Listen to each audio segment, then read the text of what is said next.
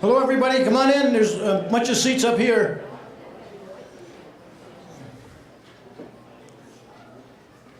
On behalf of Keenan, Louisa, Hans, Niles, and Harry, and the entire Rozendaal family, they want to thank you from the bottom of their hearts for the tremendous, tremendous outpouring of love that they've had this past month. The cards, the calls, the emails, and just by everybody showing up here is a tribute so much to how many hearts that Eric touched. 12 years ago, in July, they got married. Keenan and Eric got married right over there. My two sons and I were the band for the wedding, and that was a tremendous celebration. I remember it like it was yesterday. That's what, to me, a celebration is. Everybody was happy, everybody was partying, everybody was kissing. It was just a great day. Now we're here again, today. It says, celebrating the life of Eric Rozendaal. I don't know about you, but for this past month, I didn't feel much like celebrating this. I think you know what I mean. Why? 51 years old, he's robbed from us. It's hard to put your arms around celebrating. Eric's gone. It's confusing.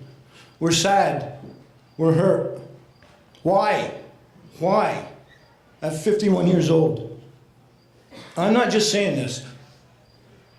I'm Randy Miller, by the way. I'm Eric's first cousin through marriage. I'm married to Mary Jo. Eric was a good person. He was a good son. He was a good husband. He was a good father. He was solid. He was honest. And he was caring. So why is he gone? You know what? It's not what Eric said that was important. It's how he made you feel when he said it. Look to your right and to your left. This is like Woodstock. I've never seen a crowd this big. It just goes to show how important he was to everybody. When he asked, "How are you?" he wasn't just saying, "How are you?" and then go do something else. He meant, "How are you?" I felt it, and everybody here felt it. There are two types of people. People that get it, and people that don't get it. Eric got it. He was one of those that got it. Was that him? So, you know, I was asked to keep things organized here today, keep things moving, but I had a hard time getting my arms, and everybody did, around this being a celebration. All those flowers on the table full of water, there was no water put in them. Those were all tears that everybody had putting the flowers in the jugs. I was here last night, and it was amazing. I went to Jan and Mary Jane's last night, and it was amazing. So I even looked in Webster's dictionary about celebration. And so I looked up celebration and said, that which is done to celebrate. Well, that didn't help. Then I looked celebrate, and it said to perform, to honor publicly, or commemorate a person or event with festivity, i.e., have a good time. We talked about this at length last night at Jan and Mary Jane's. Don't cry because it's over. Be happy that we had him for 51 years. Look at the people here. Look around. It's hard to celebrate that he's gone, but he wouldn't want us all sitting here crying. You know what? The next 45 minutes to an hour are going to be tough. You're going to cry, probably, and you're going to laugh, I hope. But we have to remember that this is a celebration because we had him for 51 years. And it doesn't seem fair. You're not supposed to die before your parents. You're not supposed to leave kids that young. And a lovely wife. It just doesn't make sense. But anyway, my job is to get everybody up a little bit. So I'm not telling jokes, but let's have the mindset of, we had him for 51 years, and he did more in 51 years than a lot of us have ever done, and he touched more hearts than most of us are going to be if we live to 90. So let's just have that today. Try to keep that in our head. The only reason I'm up here today is because for the last 40 years, Jan Rozendaal has been the MC at every event, good or bad. He has been the patriarch. He was always eloquent. He's always smart. And it's not a good day for Jan to be doing this. So they asked me. That's the only reason I'm here. My dad worked for Jan for 30 years. And Jan led us in good times and in bad. Our whole family loved him so much. Two things with Jan that affected me. He treated my father like a king, and he worked for him. And Eric does the same thing with the people that work for him. I'll never forget that, as long as I live, how you treat my father. And the only other thing was, after my dad died, he sat me down, and he said, we went to lunch at BCC, and he said, if your father was here, he would tell you to marry Mary Jo now. You've been fooling around, it's time to marry her. So I married her. And you know what? Thank you, Jan, for that. That leads us into the first person that's going to talk. And it's Eric's dad, Jan Rozendaal.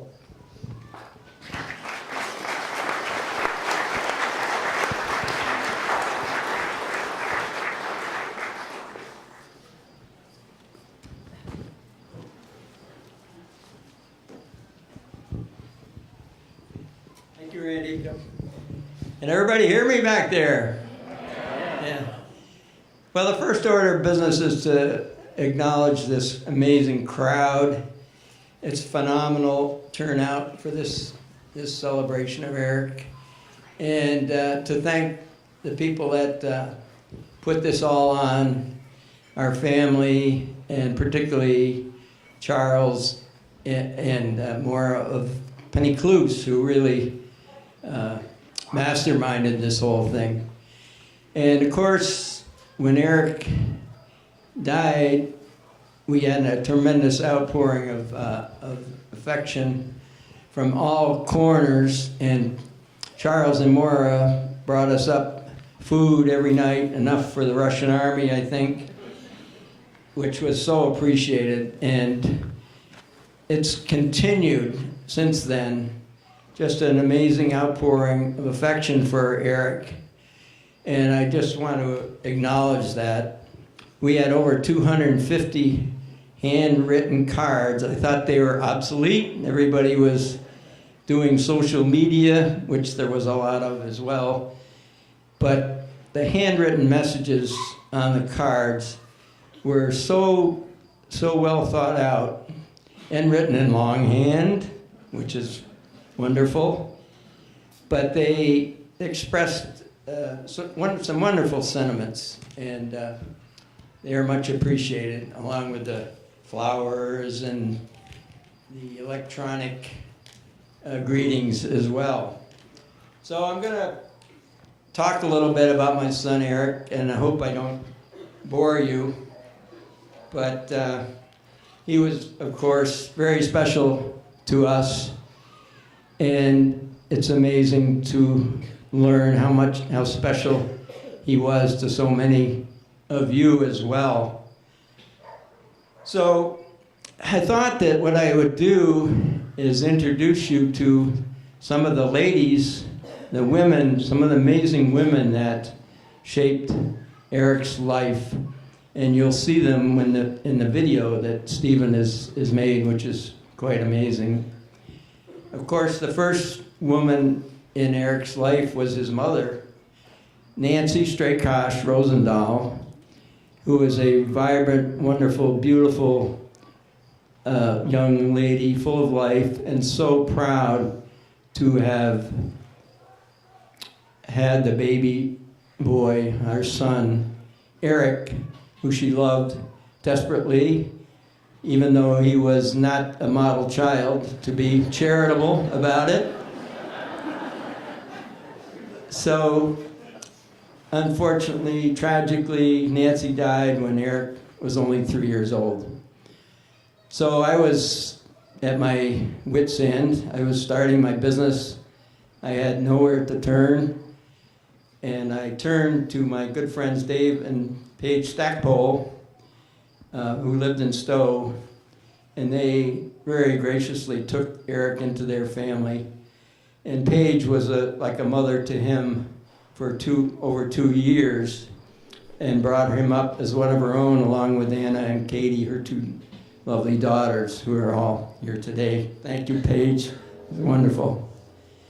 And of course, then 2 years later, I married Mary Jane, and we became a family. Mary Jane became Eric's mother for life, and she gave him 2 wonderful gifts, and myself 2 wonderful gifts, and Eric's daughter, Kara, and her brother, Stephen, who were Eric's best friends throughout his life. What a wonderful gift. But she also gave him the gift of her values. She taught him what was right, what was wrong, how to treat people with kindness and respect. And our family grew. We had a lot of fun, particularly in the camp in summer, and then in the winter we'd go up to Stowe for the weekends and vacations, and we had a lot of fun doing winter sports, sliding. Kids got into skiing. It's become a big part of their lives. And then, of course, we'd have vacations, and we would go out to Utah and ski out west. One of the great things about skiing back in those days is that the only lifts that they had were the old, slow, double chair lifts. And I think they're probably the best device ever devised for bonding with your child. You had his or her full, undivided attention for 15 or 20 minutes, or if the thing broke down, maybe half an hour or an hour, as you chugged up the mountain, and it was wonderful. We had such a great time, and the kids all became expert skiers. As I said, skiing became a huge part of their lives. Well, Eric worked his way through the South Burlington school system in Champlain College, 2 years of Champlain College.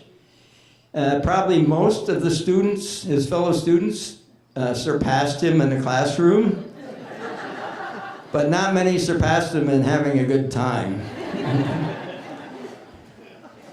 So Eric graduated, and then he left us to go out west to the University of Utah, and his love of skiing and the life in the West.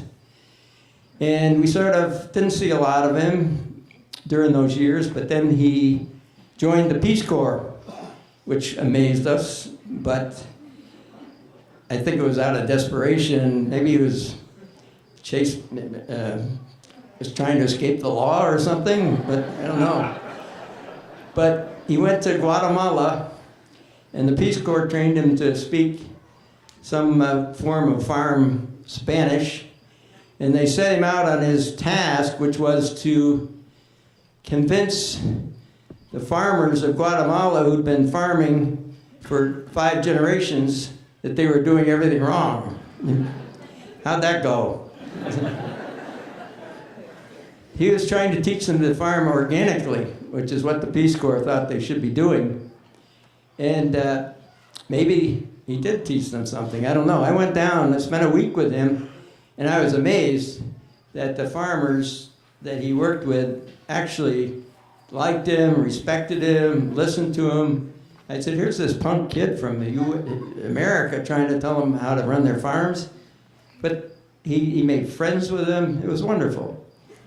So anyway, he had a successful tour, 2 years in the Peace Corps, and then we thought, well, he'd go back out west, but he didn't. he came back east, and he decided that he wanted to learn more about organic farming. So he went to the farm of my great friend and college roommate, Elliot Coleman, in Maine. Elliot's here someplace. He's one of the pioneers of the organic farming movement. And Eric studied with him and was an apprentice to him for a year, and then came to the Intervale and was one of the first early farmers to start farming in the Intervale. Well, there was a charming and delightful young French lady, young grower just starting out in the Intervale as well, and her name was Julie Ribot. Well, didn't take long before chemistry set in, and Julie and Eric became partners, both in business and in life. And Julie gave him the greatest gift, the gift of life, in the form of his daughter, Louisa, who he's worshipped to this day, to the day he died. So Julie was French. She came over with her father, Gerard, and her mother, Nan, when Gerard started Rozendaal Ski in Williston. That was their corporate headquarters.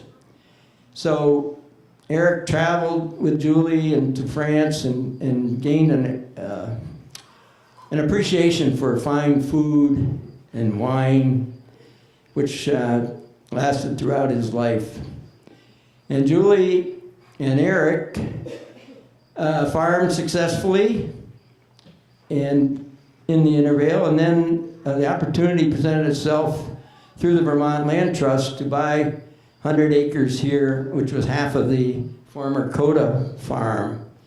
So they moved out here, and Julie designed this wonderful building behind you where it has a working area down below, and then the living quarters are up above. Just a wonderful space, really. And their farm prospered. They sold plants and produce, but their relationship was a difficult one. They had highs, many highs, but many lows. And after 10 years, they decided to part company. This was a very dark period in Eric's life. He was sort of a lost soul. Julie took the plant part of the business with her and has made a wonderful success out of it. But Eric was left with the produce side, and he struggled. He couldn't pay his bills. He was alone. He was depressed. He was a mess. And then one day, he picked up an issue of 7 Days magazine. And in it was a personal ad from a woman who was single, a school teacher in the Northeast Kingdom of Vermont, raising 2 young boys. That's not really a great attractive package. But Eric wasn't much of a catch either. He was a floundering farmer, alone, depressed, probably drinking too much. For some reason, that ad caught Eric's eye. And he asked us, he came and see us, and he said, what do you think? What do you think? So, well, what do you got to lose? So they arranged for a date at a restaurant in Montpelier, and it was magic. They sat there, they ate, they talked for hours, the sparks flew, and a truly wonderful love story was born at that restaurant and that night. So as their romance progressed, that summer, Eric came to me, he said, well, after we'd met, Keenan, he said, what do you think, Dad? He said, Eric, if you let this woman go, you are an idiot. Don't mess this up. And he didn't. amazingly,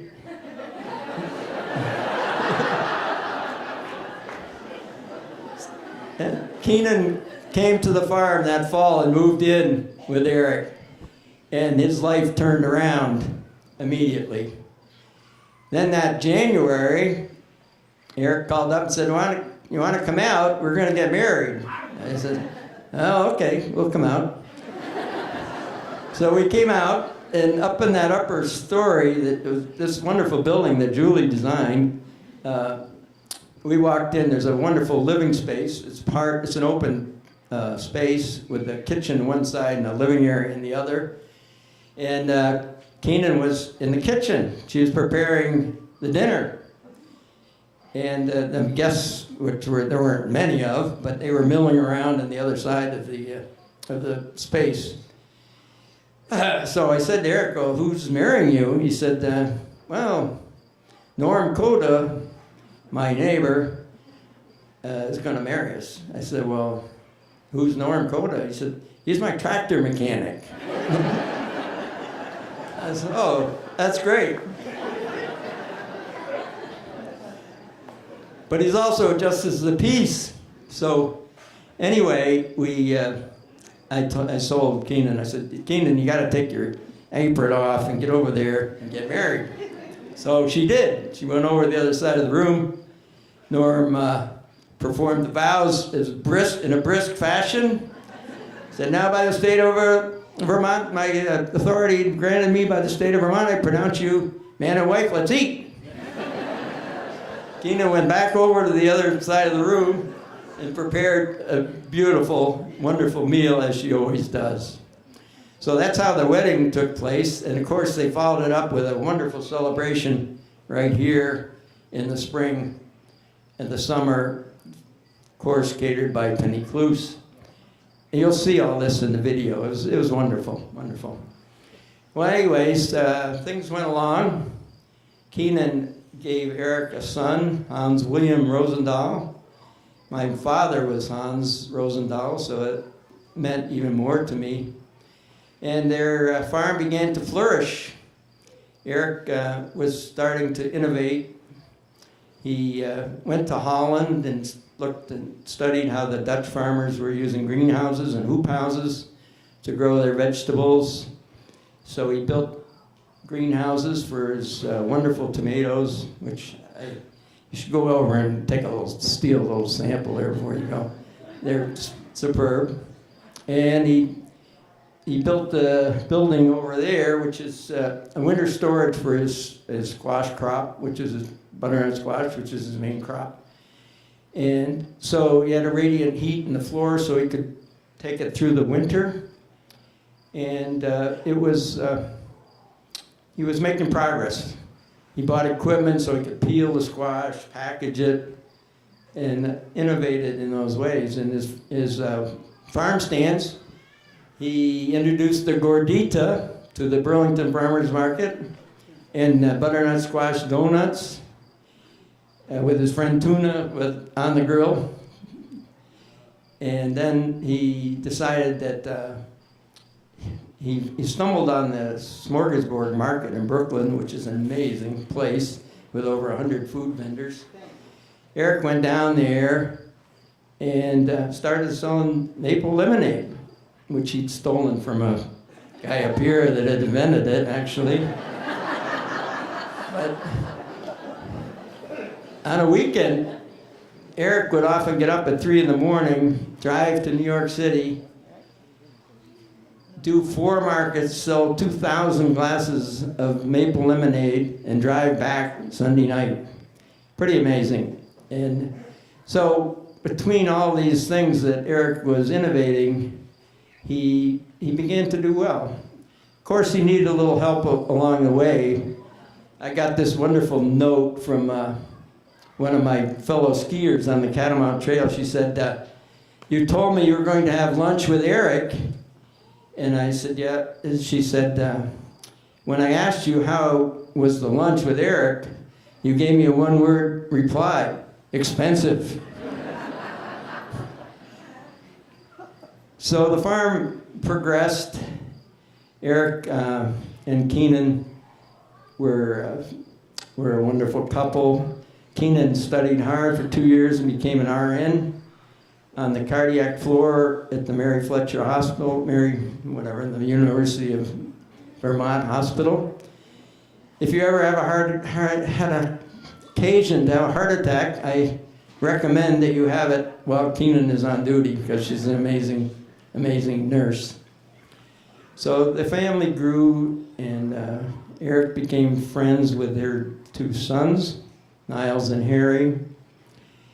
And Eric often told me that he really wasn't that good at growing vegetables. He was an agripreneur. An agripreneur, in his view, was a guy who goes out and does a sales job, innovates, comes up with new ideas, and assembles a crew to run his farm for him, although Eric was not adverse to getting his hands dirty by any means. So Eric assembled this crew, this wonderful crew that he has here, he's so proud of. Walter, is Walter around? Walter came up from Guatemala. He brought his brother with him, and 2 brothers, and now Marvin's been with us for several years. He met Tenzin, where's Tenzin? In New York City. Tenzin's a Tibetan refugee, and he was driving cabs in New York when Eric discovered him, and he's become his right-hand man in his markets down in New York. And then, of course, he had Norm and John here, Vermonters, old Vermonters, couple old Vermonters to round out the crew. But stand up, crew. Stand up. Ralph and John. So anyway, he put together this wonderful crew, which enabled him to broaden his horizons a little bit. Eric would take Keenan up to Montreal for overnighters. He would enjoy life. He worked out at what's the name of the place? CrossFit. And he would enjoy, after a weekend of doing his markets, he'd enjoy a golf game at one of his favorite places, Cedar Knoll, right over here down the road. And Cedar Knoll, they do golf right. It's farm boots and sneakers, dungarees, t-shirt, 6-pack in the back of the cart, and off you go. You're good. He had a wonderful group of friends there, and he enjoyed that so much. And also took young Hans over there, and he's developed into quite a good young golfer. So things were good. Things were good. When Eric got on the plane to go on their brief vacation to Spanish Wells, which they really enjoyed so much, Eric was well on his way to achieving his goal of building up the farm, paying off the loans, and handing it to his children. 10 more years, Dad, he'd say, 10 more years, and he'd be good. So he had renewed his friendship with Julie. He had a great relationship with Keenan's 2 boys. He had a wonderful, wonderful relationship with his parents and his brother and sister. He had his children, who he's so proud of, Louisa and Hans. And he had, of course, his dogs who worshipped him, Danny, Emmett, and Scuba, right? I got that right. So he also had a zillion friends, as you can see by the turnout today. And he had his rock. He had his rock, Keenan. He said to me so many times, Dad, I'm so lucky I found Keenan. I'm so lucky. And then, like his mother before him, he was taken from us in the fullness of his years. It's almost as if the fates had said, Eric, you've exceeded your quota of happiness in the 51 years you've had. We can't understand these things or why they happen, but what we can understand is that he will be terribly missed.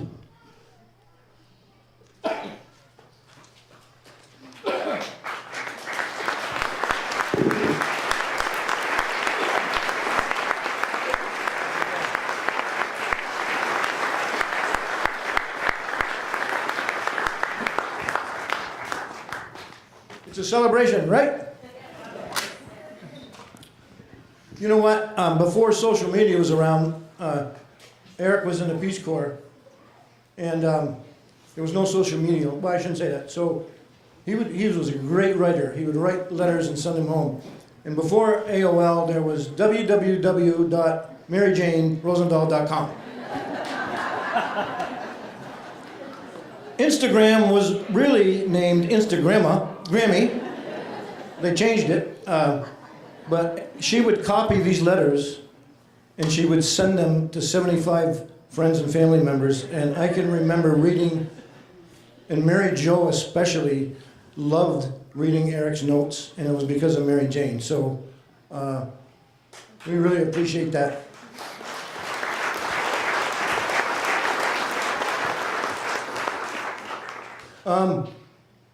Kara?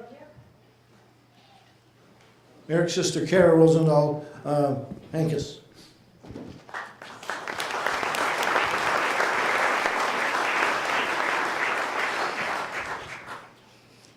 Eric had a big heart. In fact, Eric's heart was 600 grams big. This is twice the size of a normal human heart. His autopsy report revealed a rare condition called hypertrophic cardiomyopathy.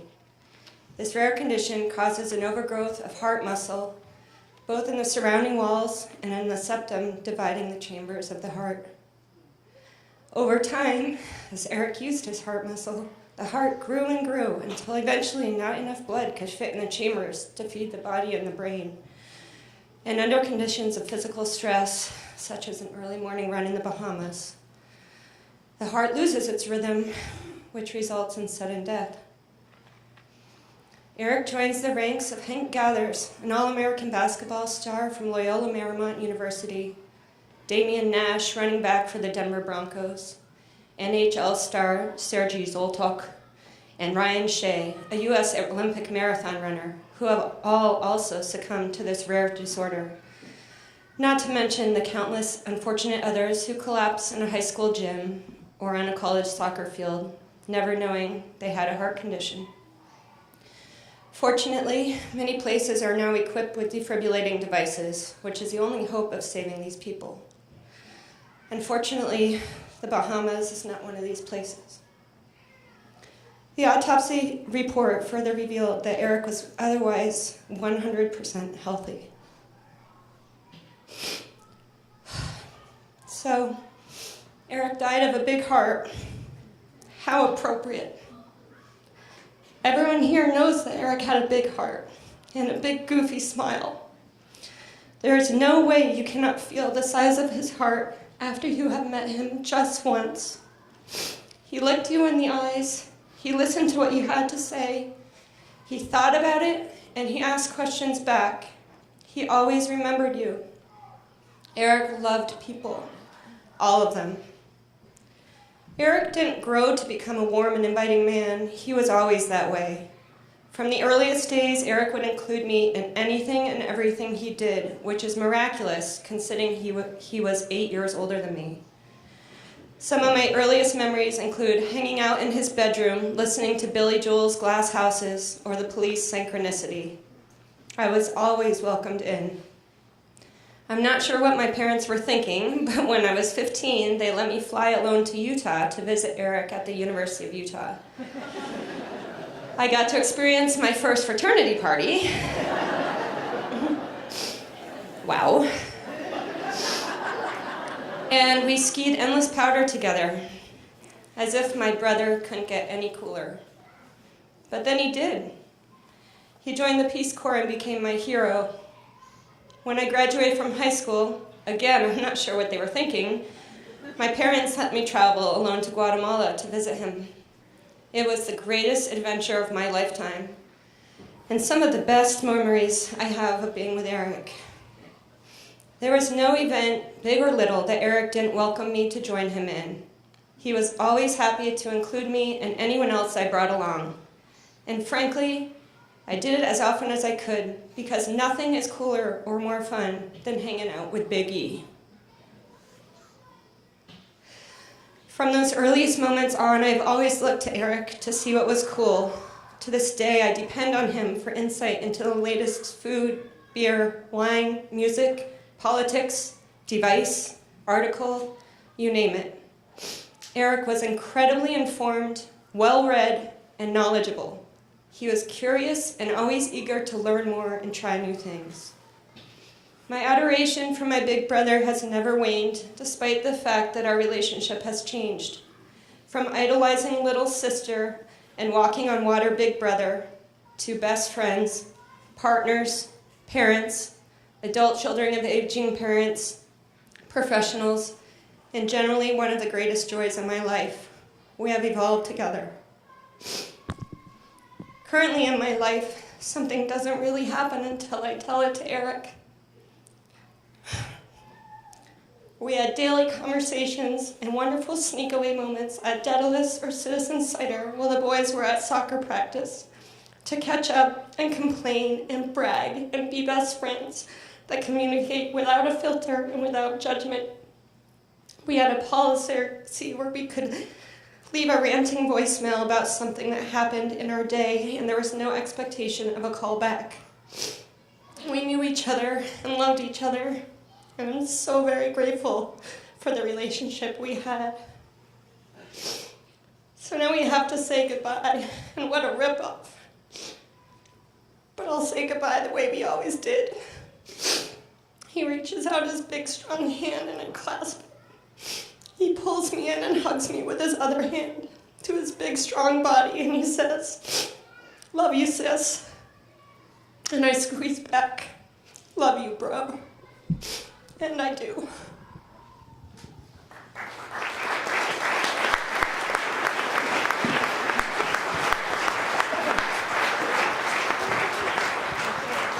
Jan, thank you so much, and Kara, that was unbelievable. We're going to be showing a video that Stephen made. But before we do, I happen to be the family dentist, okay? He's not showing his teeth here, because he had a big chip on the front tooth. He came in for a cleaning, and I said, "We're going to fix that front tooth." He said, "No, I've been like this for a long time. We're going to fix the front tooth." See him smiling? That's what I did right there. There's a big chip was gone. I say that for two reasons. I'm not advertising. I don't need any more patience. He made me feel like I hooked an arm onto him.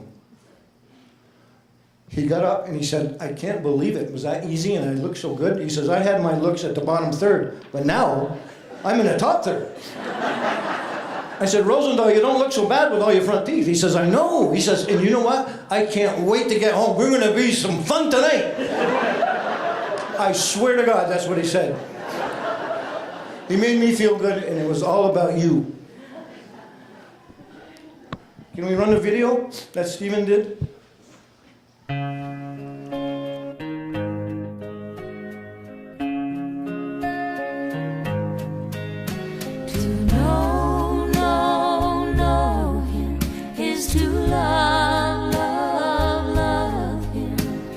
Just to see him smile makes my life worthwhile.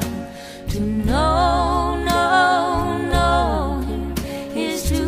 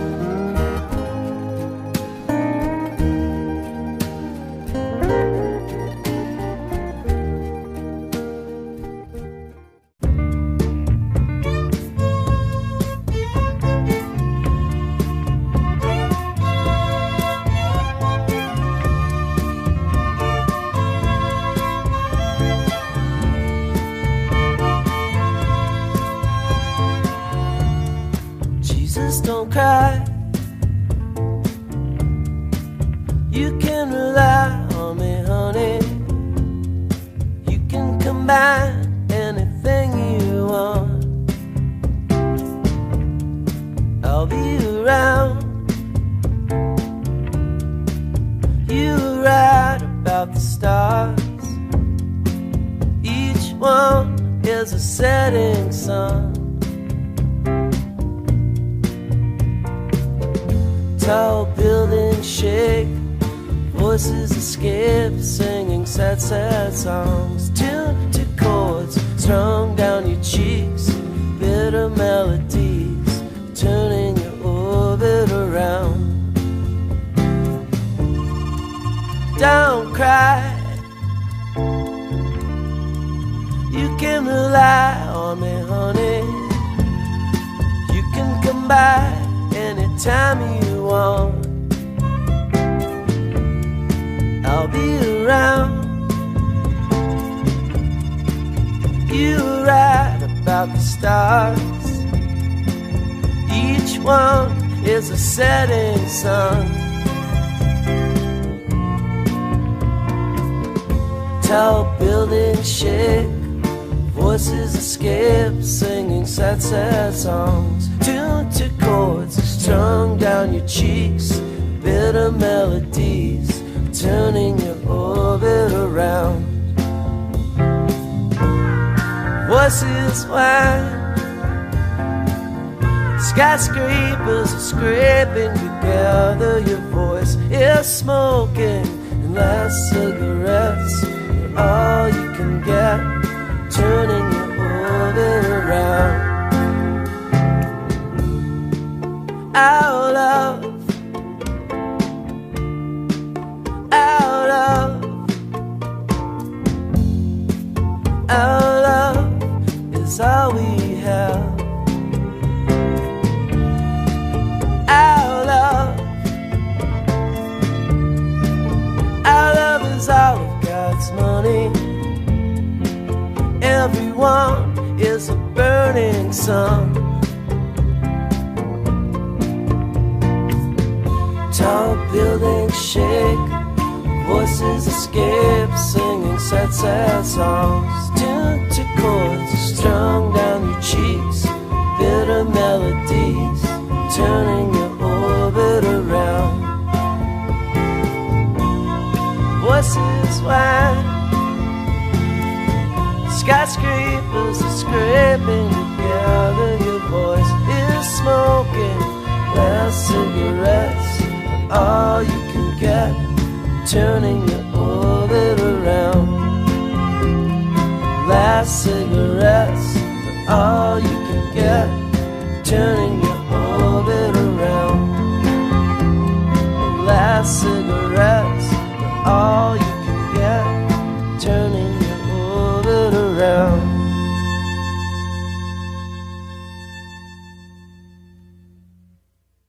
A lot of people are here today. Very few people were at our wedding, which was in January.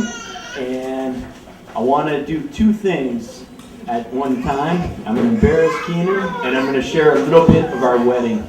And a lot of couples have songs. A lot of couples have a movie. We have a poem, and I'm going to share it with you all. I'm going to try.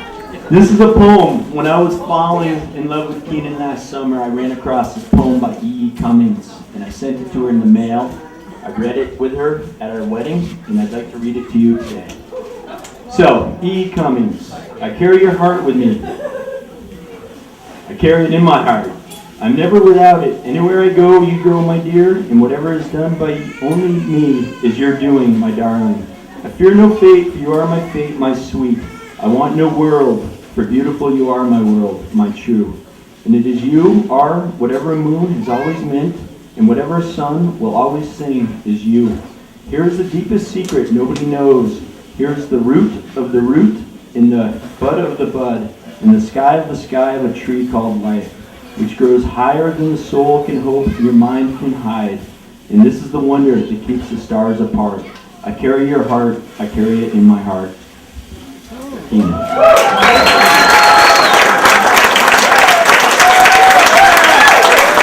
Thank you all for being here. Enjoy everything.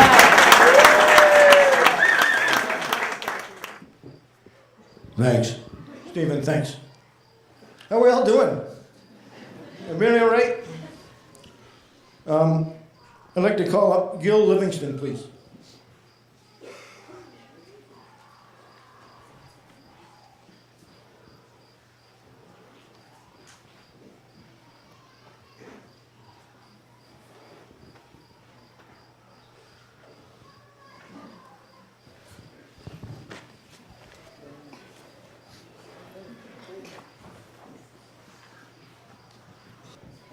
In 1999, the Vermont Land Trust got a call from the community of Starksboro. The select board said the future of this community is at stake. The Coda farm at the gateway to our village is going to auction in just a few days.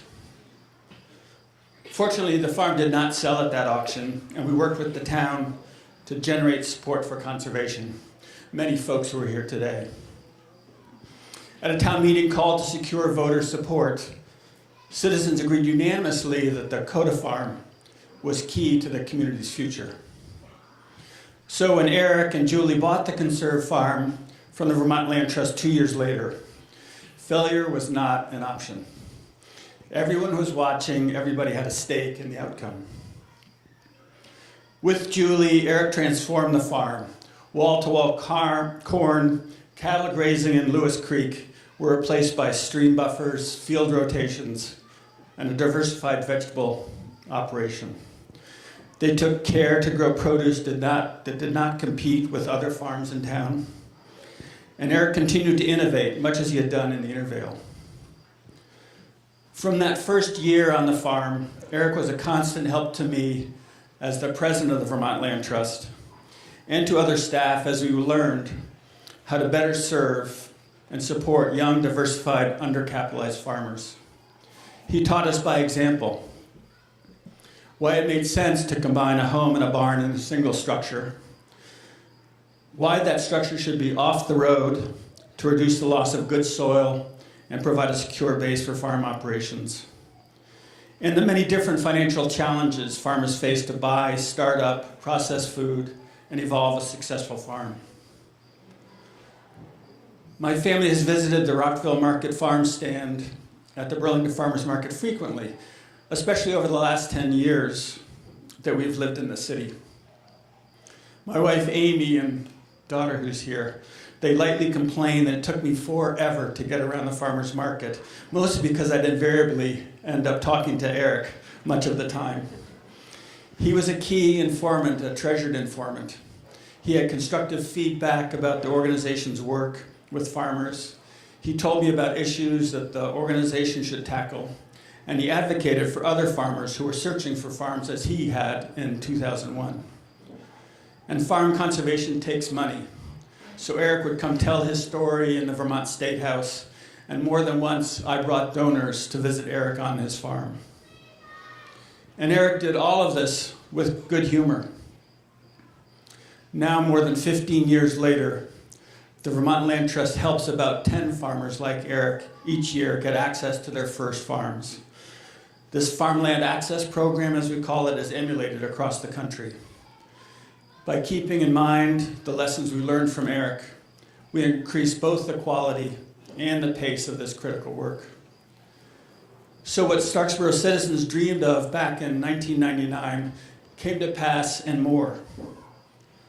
A farmer of great skill, an exemplary steward of a place dear to the community, and a visionary with a big heart and great goodwill.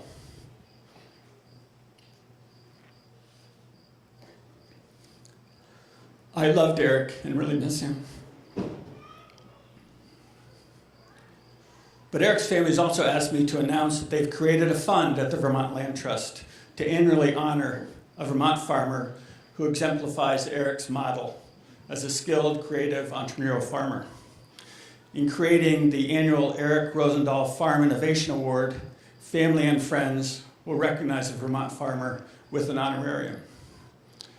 The family plans to make an award of $5,000 to a deserving farmer chosen each year by a panel of Vermont farm experts.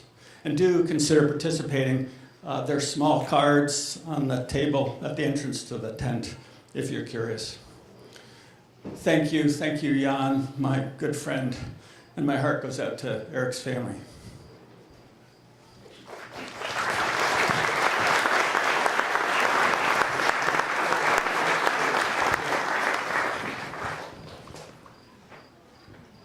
Charles Reeves.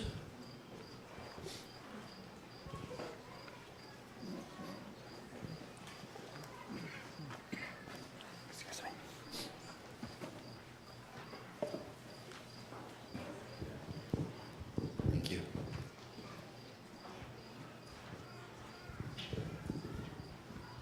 I'm glad I wrote this down.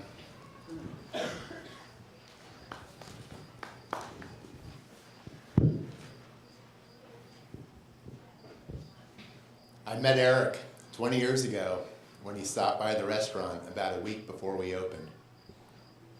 He wanted to meet me and find out what we were doing and establish a relationship between his farm in the Intervale and our new business. It was all about relationships with Eric. More than the act of one business selling to another is a testament to Eric's relationship with everybody, however, when you look at this group of people here to celebrate his life. Eric's web radiated out from himself into all the things he cared about: his family, his friends, the growers, the professional connections, the mentors, his employees, more or less everyone he ever met, and also his customers, which among many things with Eric, I was proud to be.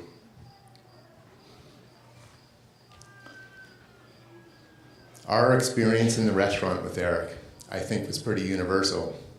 So many people in so many other businesses had similar relationships with him.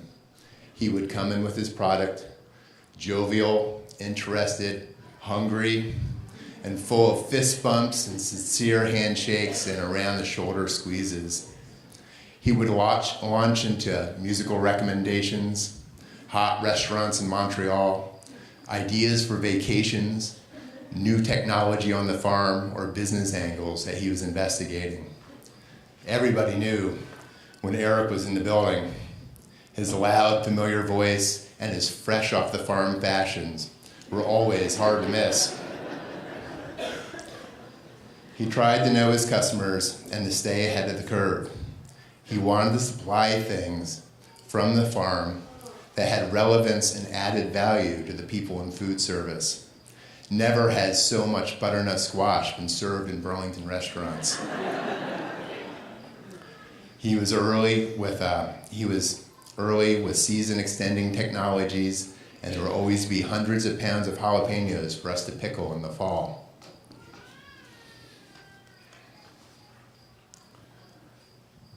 I don't know how many times Eric ate at the counter. When he did eat, if I didn't see him up there, he would always send word so he could get in his hellos. I remember Eric and Louisa eating at counter 1 and 2 when Louisa was barely big enough to get on the stool. Eric and Ralph ate at C1 and 2 just a couple months ago. Whenever Eric made a new contact or somebody would visit, they would turn up with him. To Eric, on that day, they were the most important and interesting person in the world. And he made me feel like that a lot. I hit it off quickly with Eric, and soon he was driving me around the Northeast Kingdom to visit farms and producers he liked, inviting me into his poker group on Sunday nights, and hosting me and Holly down at the farmhouse in the Intervale for dinner. Like for so many other people, Eric was one of the really important ones in my life. I never imagined what the restaurant would be like without him in it. He will always be the empty spot at the counter. We will remember Eric when we eat or meet people or take risks to get ahead. Cheers, buddy. I love you and I miss you.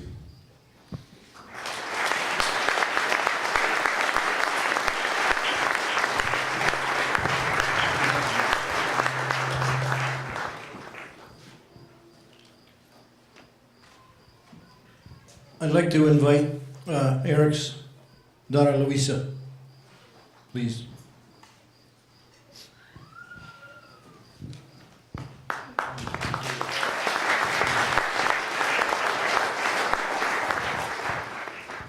My dad was a dreamer and a doer. He was the best dad a girl could have asked for. He inspired me to be fearless and to go for anything and set my heart on whatever I wanted with everything I had. He left us far too soon, and he will be dearly missed by so many of us. He taught me so many countless and invaluable lessons that I will carry with me always, always. Every day when he dropped me off at school, he would say, "Be the best person you can be today." And that's something I will do and try to do every day. Always. I want to share a poem that he made me memorize in the 6th grade. We had to memorize poems, and of course all the other kids in the class chose like a 4-line poem, a haiku perhaps.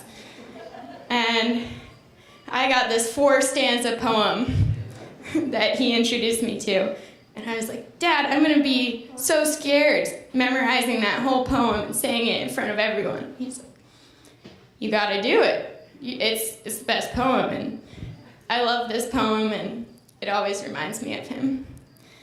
And he read it to me on the night I was born. And that memory I will always cherish, just hearing him read this to me when I was in 6th grade. And I always look back on this poem. It's called If by Rudyard Kipling. If you can dream and not make dreams your master, if you can think and not make thoughts your aim, if you can meet with triumph and disaster and treat those two impostors just the same, if you can bear to hear the truth you've spoken, twisted by knaves to make a trap for fools, or watch the things you gave your life to broken and stoop to build them up with worn-out tools. If you can make one heap of all your winnings and risk it on one turn of pitch and toss, and lose and start again at your beginnings and never breathe a word about your loss. If you can force your heart and nerve and sinew to serve your turn long after they are gone, and so hold on when there is nothing in you except the will which says to them, hold on.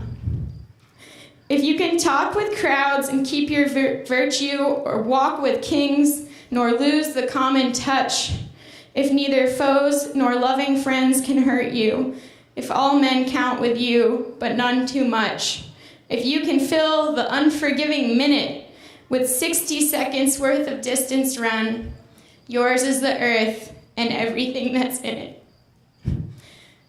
That poem captures my dad's spirit so well, and I love him so dearly, and I feel his unconditional love and pride and hold his heart in my heart always. I will carry him with me from mountaintops to low valleys to rivers and shining seas.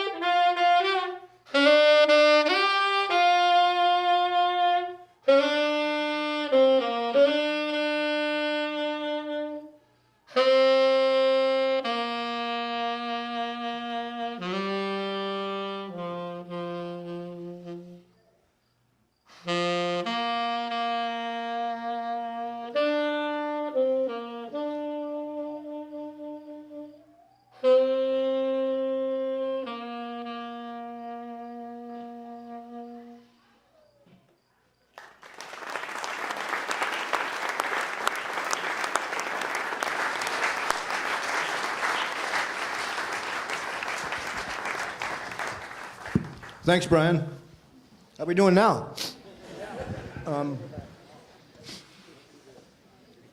There's a good feeling here now, I hope, rather than being all sad. Everybody here is unbelievably nice to this family. And I'd like to invite some people who would like to come up and say a short thing about Eric's life. Is there anybody that would like to come up? Catherine and Lily?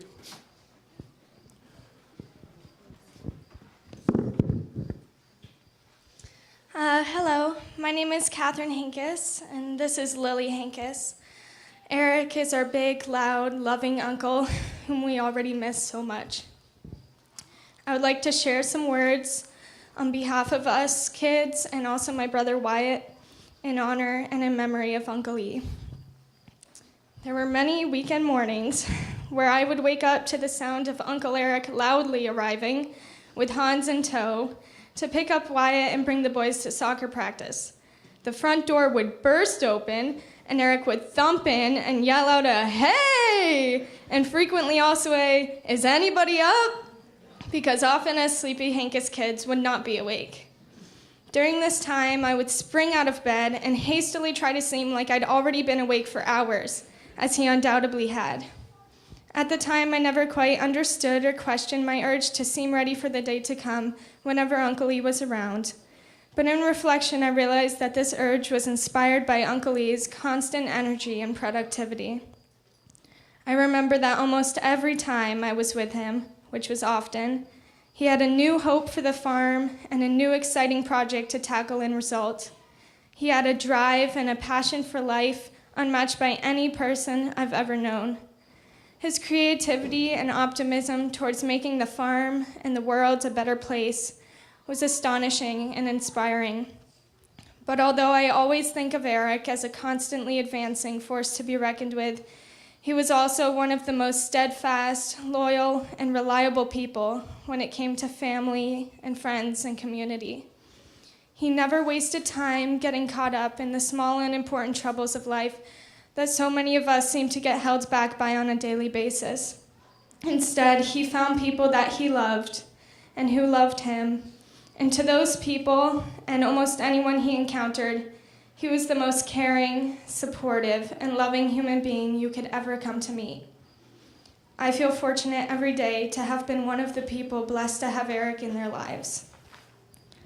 Although Uncle Eric is not here in the way I, amongst all of you, wish that he was, I know that he will always stay with me through the lessons he has taught to me and the inspiration I have gained from him throughout the years. The way he was always moving, always changing things for the better, and trying new things has taught me to try my best to do the same. His enormous capacity to love has inspired me to expand mine, and his contagious laughter and lively presence will always be remembered. But I still wish that he would burst in on early weekend mornings, unknowingly teaching me to get out into the world, to cause change for the better, and to love those around me as much as I can, just like he always did. I miss you and love you so much, Uncle Eric.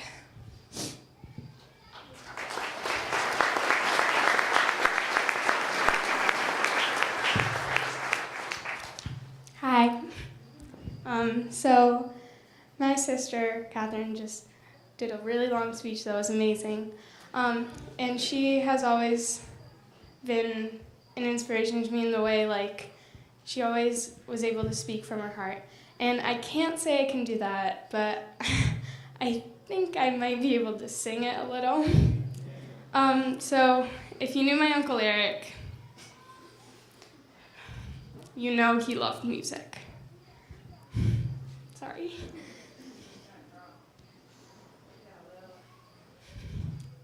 And so one day, we're on our way home from, I don't know what, he was always around driving me and what seems like my two brothers, but my brother and my cousin Hans.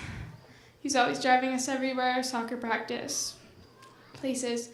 But I remember this one specific drive because we were listening to old music constantly. And I said, can't we just play something like Taylor Swift? Like, come on, please, I'm dying over here. And he said, absolutely not, but I'll make a compromise. Have you heard the new Miley Cyrus song? And I was like, have you? Like, you listen to Miley Cyrus? What? And so he put on Malibu, which is this song that the lyrics were beautiful.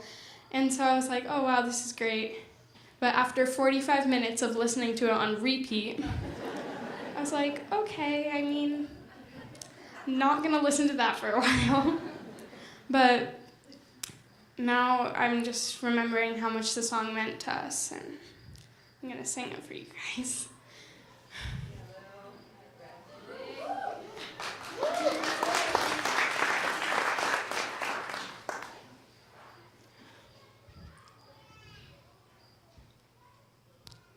I never went to the beach or stood by the ocean. I never sat by the shore under the sun with my feet in the sand, but you brought me here. And I'm happy that you did, 'cause now I'm as free as birds catching the wind. I always thought I would sink, so I never swam. Never went boating, don't get how they're floating, and sometimes I just get so scared of what I can't understand. But here I am, next to you, sky so blue in Malibu, next to you in Malibu, next to you. We watched the sun go down as we were walking. I'd spend the rest of my life just sitting here talking. You explain the current and I just smile, hoping that we'd stay the same and nothing will change and it'll be us just for a while. Do we exist? That's when I make the wish to swim away with the fish. Is it gonna be this hot all summer long? I never would have believed you if 3 years ago you told me I'd be here writing this song. But here I am, next to you, sky so blue in Malibu, next to you in Malibu, next to you, next to you. The sky is so blue in Malibu, next to you. We are just like the waves that flow back and forth. Sometimes I feel like I'm drowning and you're there to save me, and I want to thank you with all of my heart. It's a brand new start, a dream come true in Malibu.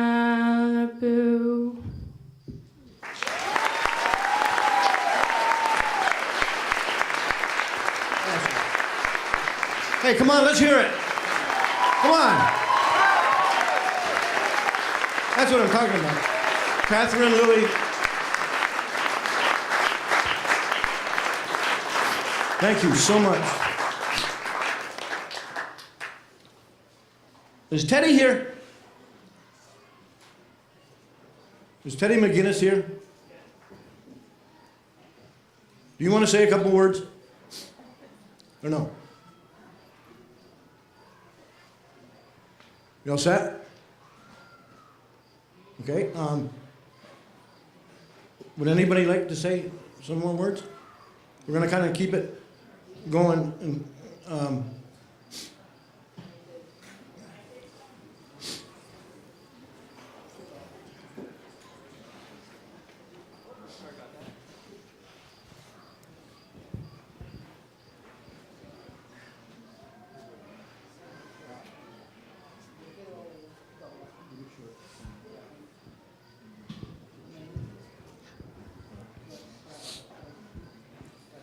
Thank you, everyone, for coming. Thank you, Catherine and Lily. That was beautiful. My name is Matt Hankus. Eric was my brother. I always called him my brother. I don't care for the term in-law. I think often Eric referred to me as his brother-in-law. But, you know, few things in life take your breath away, literally. One is love at first sight, if you believe in that sort of thing. I know that I do. And the other is death. And when I heard of Eric's passing, I stopped breathing for long enough that I began to see stars and became lightheaded. Eric was a one-of-a-kind person who made you feel like you were the only person in the world when you were talking to them. He was an inspiration to me. He welcomed me into this family. He was very forward-thinking and innovative, yet many of the things that he studied were ancient and Asian.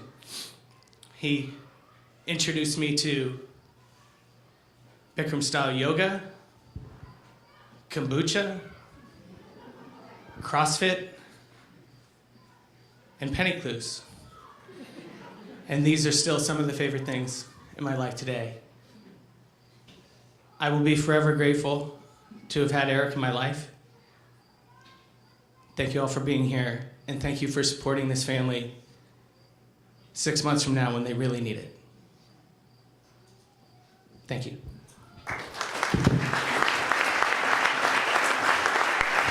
Thank you, Matt. Andy Jones, do you want to say anything?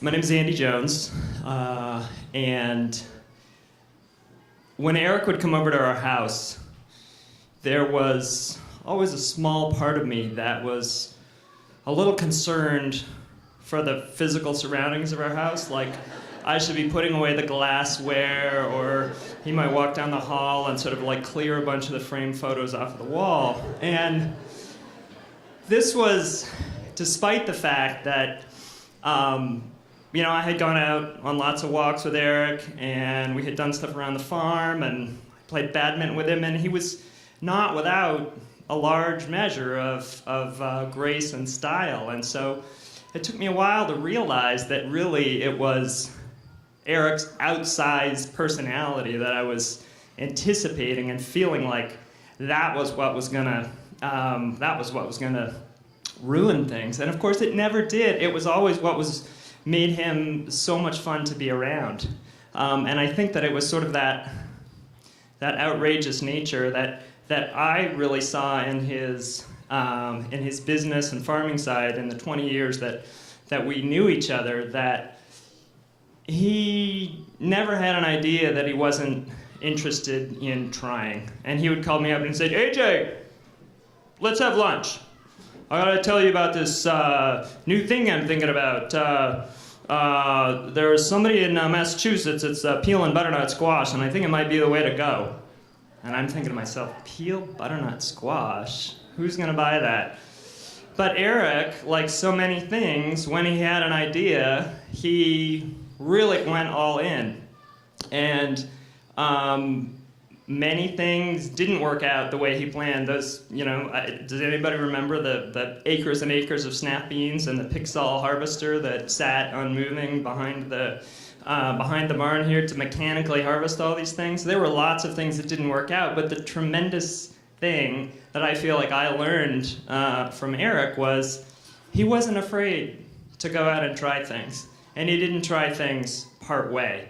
And that is a wonderful characteristic in somebody who is trying to figure out how to go forward in life. And it's also a wonderful characteristic in somebody who's a business person to be able to say, if we're going to do this, we're going to do it full on and go forward. So I have so many things about Eric, but most of all, I'm going to miss him for his completely charitable and good-natured approach to life, his enthusiasm, his zest, and calling me up and saying, AJ, how's it going?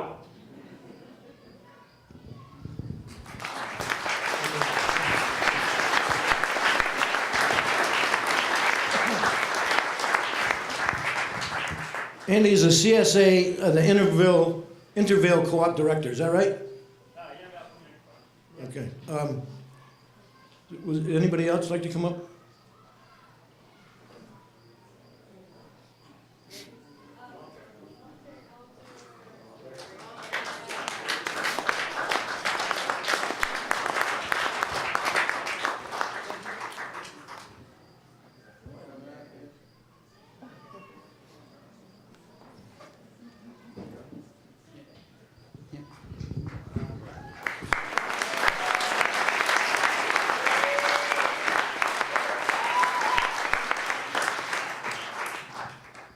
Thank you. Thank you for coming in the farm.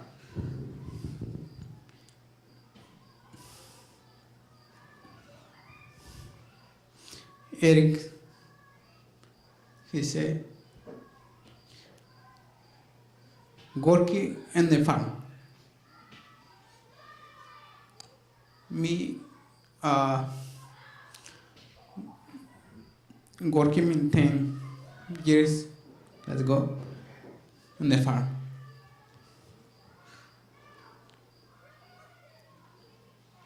And Eric, he said,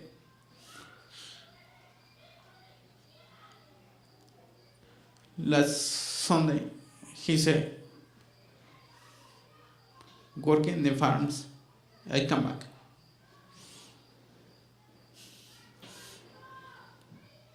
Nothing, I come back. I'm trying.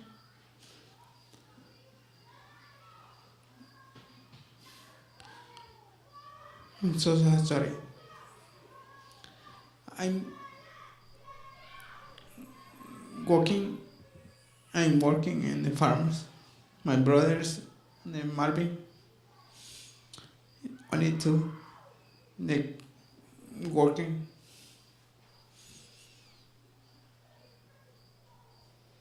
So sorry.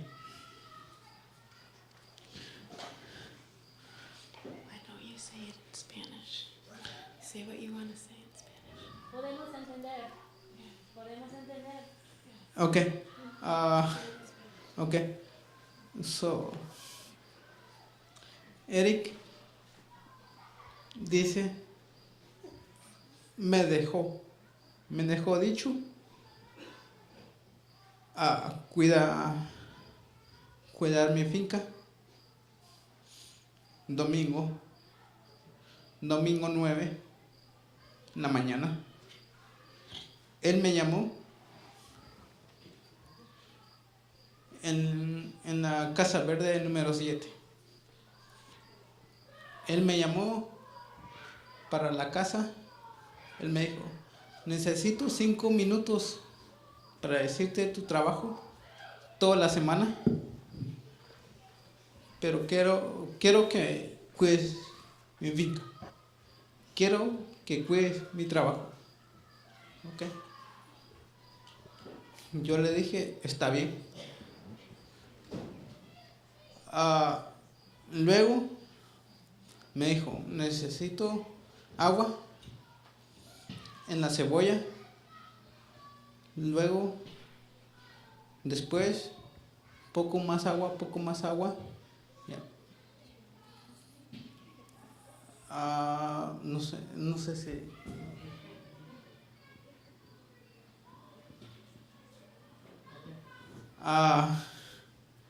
eso me dijo él. Tengo 10 años trabajando aquí, pero él me dijo que cuide su finca. Hi, I'm just gonna translate for him. So Eric had asked me to take care of his farm. Eric called me on Sunday to tell me to water the onions.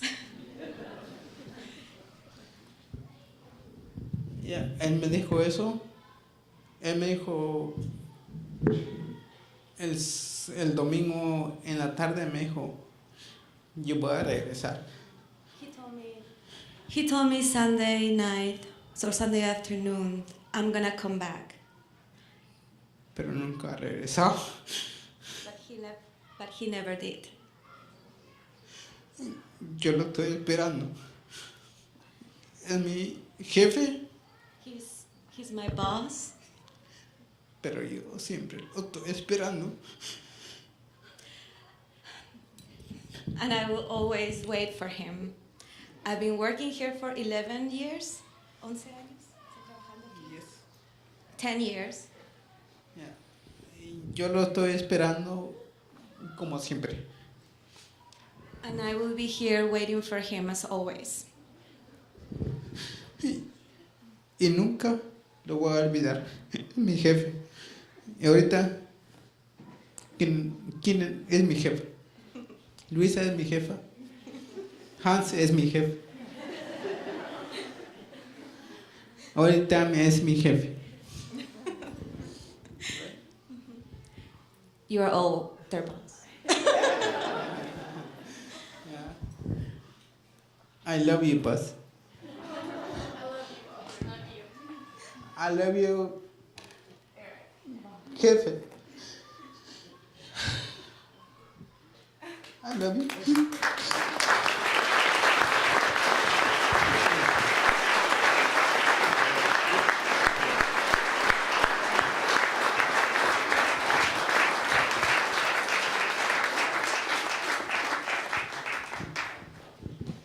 Is there anybody else that would like to talk? Is that it?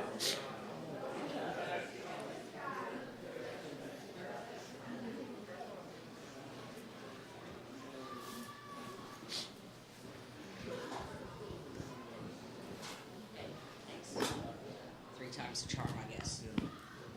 Ironically, I just noticed his doppelganger is my brother Tim, which is very weird. But I met Eric, my first farmer's market back in the day. I was selling tomatoes for Maggie's Tomato Patch, and he came over to me and he said, "What am I doing wrong? How come you're selling all your tomatoes and people aren't buying mine?" I said, "Buddy, I just am a lot cuter than you." But we have always been in connection, off and on, and he was such a good guy. You will really be missed. Thanks for the good chats.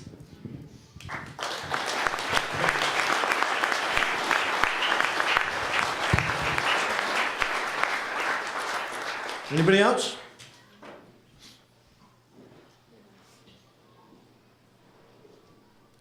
Well then, why don't we all leave here with a smile on our face and know how many people loved Eric in a short 51 years that he was with us. Have a good afternoon, everybody. Thank you.